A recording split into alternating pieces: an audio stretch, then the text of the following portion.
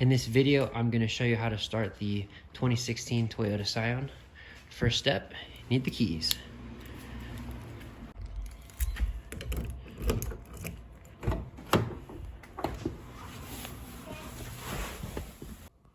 Okay, so I'm sitting in the driver's side seat of the Toyota Scion, and in order to start the vehicle, you're going to open up your keys.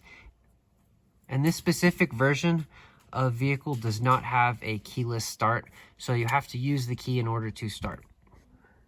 The ignition is located on the right side of the steering wheel, so let's navigate over there real quick. Now that my camera is focused, you can see that there are 4 positions that the key could be in. It is currently in the lock position, so I'll go ahead and enter the key now. And you see that the next position is ACC.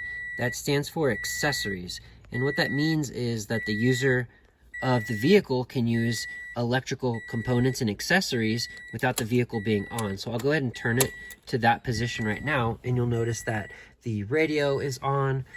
You'll notice that the blue light on this USB adapter is now on. The dash is on. So the electrical components of the vehicle are currently on without the engine being on. So I have it in the accessory position. Next, I'm going to go ahead and put it into the on position. And you'll see that that final position is called the start position. That is when you are cranking the key. You don't want to crank the key for too long, only during the time it takes for it to turn over the engine. And you can tell by the way the engine sounds. So notice my foot, out of habit, I always just put my foot on the brake whenever I am starting a vehicle.